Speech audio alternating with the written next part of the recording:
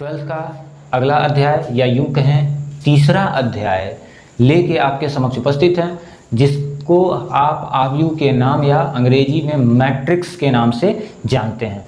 Clear पढ़े होंगे। और सबसे महत्वपूर्ण बात बच्चों, इस चैप्टर को बहुत ध्यान से पढ़ेंगे, क्योंकि ये चैप्टर और इसके अगला चैप्टर चौथा चैप्टर जो आपका सारणिक या डिटर्मिनेंट जिसे कहते हैं, वो दोनों एक दूसरे से रिलेटेड ही हैं। समझ लीजिए एक ही चैप्टर हैं दोनों, बस थोड़ा सा अंतर रहेगा वो हम बताएंगे।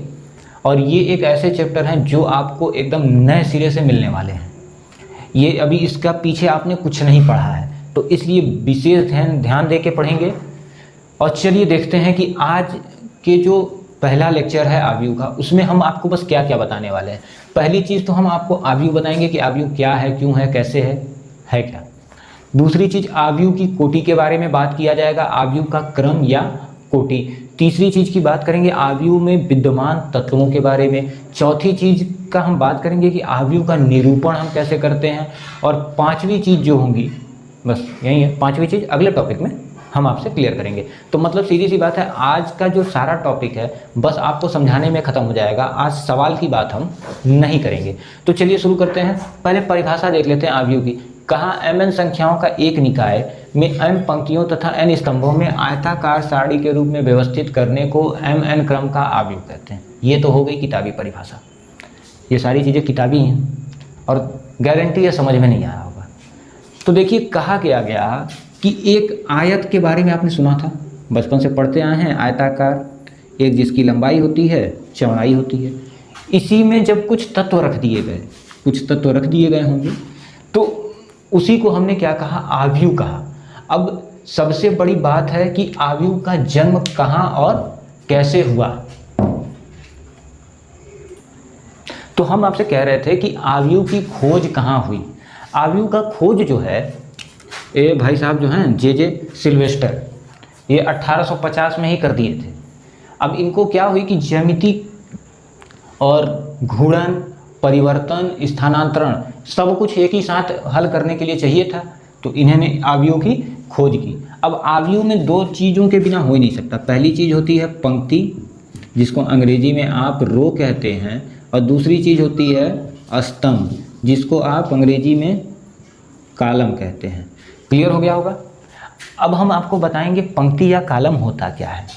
ये बस याद रखिएगा कि जे सिल्वेस्टर ने 1850 में इसकी खोज की थी आव्यूह की, बस इससे ज़्यादा जानने की ज़रूरत नहीं है। तो चलिए हम आपको बताते हैं कि पंक्ति और कॉलम क्या होता है। कॉलम का मतलब ऐसा समझ सकते हैं कि आपने देखा होगा अपने घरों में पिलर, स्तंभ, उसी को कॉलम कहते हैं। क्लियर है। अब जैसे मान लीजिए आप स्कूल जा रहे हैं, ये आपके प्यारे प्यारे बेंच बने हुए हैं। अब कहाँ जा रहे होंगे, कोरोना में तो 6 महीने से तो घर में बैठे हैं। तो चलिए याद दिलाते हैं वो पुरानी। एक बच्चा यहाँ बैठता था, दूसरा यहाँ, तीसरा यहाँ, फिर ऐसे ही कुछ बैठा जाता था।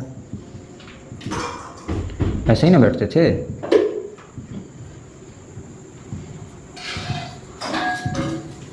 तो ऐसे जब आप बैठे और ये आपके क्लासरूम का जो है दरवाज़ा, अब यहाँ से अध्यापक इंटर करते हैं, टीचर अध्यापक जब आते हैं और ये सामने आपका बोर्ड लगा हुआ है, यहाँ पे अध्यापक खड़े हो गए।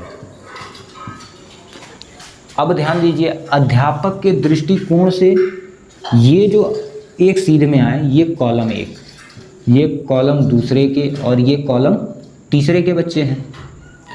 अच्छा, जब ये अध्यापक यहाँ से यहाँ आए तब स्थिति थी ना। अगर ये अध्यापक वाले भाई साहब इधर से साइड से देखते तो ये स्थिति R1 बनती, मतलब पंक्ति, ये बनती R2 और ये बनती R3।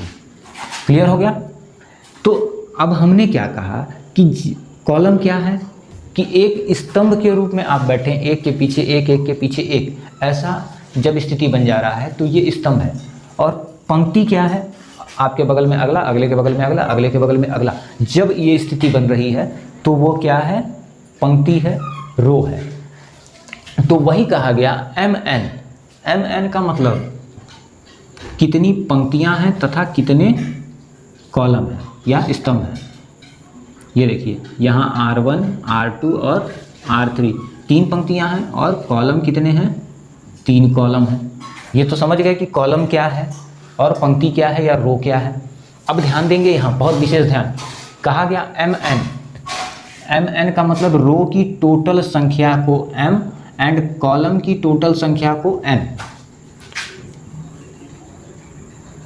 Total numbers of row is equal to M.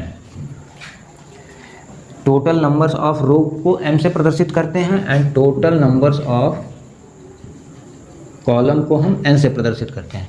तो कहा एम एन संख्याओं का एक निकाय। अब इसी से आपको पता चल जाएगा कि टोटल कितनी संख्या भी है उसमें। अब ध्यान देंगे, 3 रो और 3 कॉलम यानी 3 गुणे 3, 9 संख्याएं होनी चाहिए, 1 2 3 4 5 6 7 8 9। क्लियर? एम एन संख्याओं का एक निकाय, ये एक निकाय बना में एम पंक्ति, पंक्ति ये देख लीजिए R1 R2 R3 हमने बता रखा है, पंक्ति को ही रो कहते हैं, पंक्ति को ही हम क्या कहते हैं, रो कहते हैं। तथा एन स्तंभों, हमने अभी अभी बताया कॉलम यानी स्तंभ को कॉलम, यानी इसे हम एम कह रहे हैं तो इसको हम एन कहेंगे। में आयताकार, आयताकार इसलिए कहा गया क्योंकि यहाँ m और n की संख्या हमेशा बदलती रहेगी, कभी कभी समान भी हो जाएगी, m के इक्वल ही n की संख्या हो जाएगी, तो वो एक वर्गाकार आव्यूह हो जाता है। वो अगली बातें हैं वो अगले चैप्टर में करेंगे, सॉरी अगले टॉपिक पे करते हैं। लेकिन यहाँ देखेंगे ये आयताकार कहने का मतलब बस इतना सा है कि ये m और n सदैव समान नहीं रहेंगे। क्लियर हो रहा है? तो आयताकार सारणी के रूप में व्यक्त करना, सारणी का मतलब कि एक सुपरिभाषित क्रम, बचपन से पढ़ाते आ रहे हैं आपको, पाठ 1 से पढ़ाते आए हैं तो सारणी समझ ही गए होंगे, करने को एम एन क्रम का आव्यूह कहते हैं। तो मतलब इस पूरे फिनोमिना को सीधी सी एक भाषा में हम आव्यूह कह लेते हैं। तो अब ये बात क्लियर हो गया कि आव्यूह क्या होता है। अब देखिए इसी में एक बात और आपको बता देते हैं, इसको मिटा के, कि ये जो कोई भी तत्व उठाइए यहाँ से चाहे यहाँ से, इसको हम प्रदर्शित ए आई जे से करते हैं। इसको समझ लीजिएगा, जहाँ ए आई जे, अब ए आई जे क्या है, संख्या है। जहाँ ए आई जे संख्या है तथा तत्व को प्रदर्शित करता है, संख्या तथा तत्व को प्रदर्शित करता है। क्लियर हो रहा है?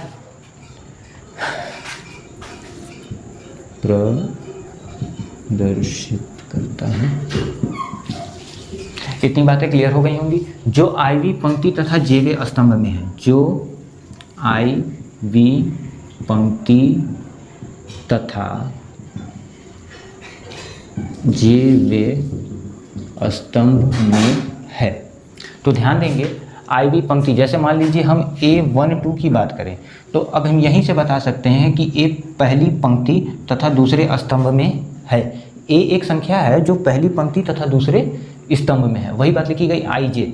ये एक स्टैंडर्ड फॉर्म होता है, किसी भी चीज़ को व्यक्त करने के लिए हम एक स्टैंडर्ड फॉर्म का यूज़ करते हैं, तो वही एक स्टैंडर्ड फॉर्म है ये। क्लियर हो गया? तो हम आपको समझा रहे हैं कि A12 जो दिखा रहा है कि पहली पंक्ति तथा दूसरे कॉलम में या स्तंभ में व्यवस्थित है। तो ये तो हो गया आपका आव्यूह। अब हम चलेंगे अगले टॉपिक पर, सेकंड वाले। आइए बच्चों, अगले टॉपिक्स को हम क्लियर करते चलते हैं। थोड़ी सी स्पीड में नहीं चलेंगे, बहुत आराम से चलेंगे। तो चलिए पहले हम जानेंगे आव्यूह की कोटि, ऑर्डर ऑफ मैट्रिक्स। कोटि है क्या? मतलब बस सीधी सी बात, m और n के बारे में हमने बता दिया कि m जो है पंक्ति है और n स्तंभ है। तो बस इतनी सी परिभाषा है, m पंक्तियों तथा n स्तंभों को mn क्रम का कोटि कहते हैं। बस देख लीजिए, m गुणे n क्रम का कोटि कहते हैं। अगर मान लीजिए m का मान 2 रहता, n का मान 3 रहता, तो ये 6 कोटि का आव्यूह है। क्लियर? समझ गए? अब हम चलें आव्यूह के तत्वों को, elements of matrix. Elements of matrix क्या है? अच्छा, हमने एक आव्यूह बनाई थी, चलिए हम आपको फिर से बना के दिखा देते हैं। A11, A12, A13, A21, A22 and A23, A31, A32 and A33, ये है। अब देखिए इसमें 1 1 1 2 1 3 आपके रो एंड कॉलम्स को डिनोट्स करते हैं। जैसे ये पहला रो एंड पहला कॉलम है, देखेंगे पहला रो एंड पहला कॉलम। क्लियर? ये पहला row and second column, and ये पहला रो एंड थर्ड कॉलम इसमें आएंगे। ये दूसरा रो पहला कॉलम, दूसरा रो दूसरा कॉलम, दूसरा रो तीसरा कॉलम। देखिए एकदम क्लियर बनेगा, कहीं कोई दिक्कत नहीं होगी। तीसरा रो पहला कॉलम, तीसरा रो दूसरा कॉलम, तीसरा रो तीसरा कॉलम। क्लियर है? तो हमने क्या कहा कि A11 हो या A12 हो डॉट डॉट डॉट A33 तक, ये सारे जो हैं को आव्यूह का तत्व कहते हैं। इन्हीं को क्या कहेंगे? को आव्यूह का तत्व कहेंगे। ठीक है? और इसका एक व्यापक रूप होता है, अभी हमने बताया था पीछे, व्यापक रूप AIJ, जहां I पंक्ति तथा इसी को रो भी कह लीजिए, J स्तंभ, इसी को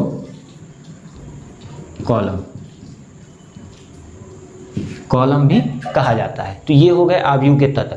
अब आव्यूह का निरूपण, नोटेशन ऑफ मैट्रिक्स देख लेते हैं। नोटेशन ऑफ मैट्रिक्स क्या है? प्रायः पूरे आव्यूह को, जैसे ये एक आपका आव्यूह रहा हो, ABCD ले लीजिए, पूरे आव्यूह को हम अंग्रेजी वर्णमाला के बड़े हैं, एंड जो आव्यूह के अंदर के एलिमेंट्स हैं उनको अंग्रेजी वर्णमाला के छोटे अक्षर यानी स्मॉल लेटर से डिनोट करते हैं। क्लियर हो गया? तो ध्यान दे लेंगे कैसे? ये जो है पूरे आव्यूह को दिखा रहा है, और ये आपको बता रहा है आव्यूह के तत्वों को।